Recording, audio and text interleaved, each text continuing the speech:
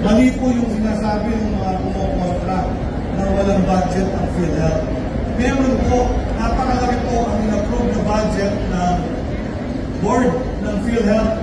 284 billion po ang budget for 2025. Ang nawala po ay government subsidy. Ang gastusin for that is like 271 billion sa operation expense, parang 12 billion sa benefits, 0.3 sa 12 billion sa administrative, 271 sa benefits, 0.3 sa capital outlay. Sa 2024, 63% lang po ang utilization ng pera na inallocate ng pamahalaan para sa PhilHealth. Mababa yun, di ba? Kung sa atin, lagpak yun, 63%. Ibig sabihin nun, nagkaroon sila ng quote-unquote surplus of 150 billion. Ngayon kung ikaw, binibigyan ka ng baon ng nanay mo at hindi mo ginagastos at manghihingi ka pa ng pera na mas marami pa. Mas marami pa yung natira niya eh, 150 billion.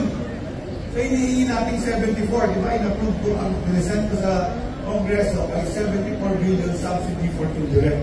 Kaya bayaran ng PhilHealth yung 74 billion dahil may sobra pa from last year. Tama ba?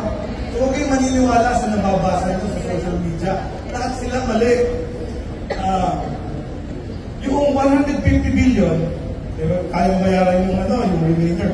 Yung subsidy natin, 5,000 per indirect member. Ang indirect member, mga 16 million.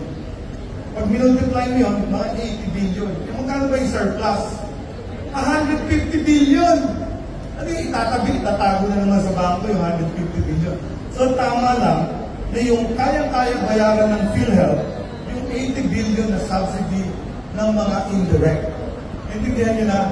So, hindi po nawala ang budget ng PhilHealth. Kaya ang press release namin, ang PhilHealth kaya pa rin tustusan ang lahat ng benepisyo ng mga miyembro. Wala pong mawawalang benepisyo. Mga nananakot lang at nag-a-agitate, nagsasabi, mawawala ng benepisyo ang PhilHealth. Napakarami po ng pera ng PhilHealth. Yung 284 na budget, halos sinlaki po ng budget ng DOH. Pero tayo ang nagbibigay ng serbisyo. Tandaan nyo, ang serbisyo ng pangkalusugan, bigay ng ating 87 hospitals at mga primary care facilities. At ang PhilHealth, ang trabaho lang niya, bayaran ba itong mga hospital na doon? Pag sila, tinatago nila yung pera sa bangko, may problema yun. Ba't mo bibigyan pa ng pera? Ibayad nila sa mga hospital natin para tuloy-tuloy ang benepisyo sa hospital. Kasi pag hindi pumasok yung pera sa hospital, wala tayong pambili ng gamot, wala tayong pambayad ng sweldo.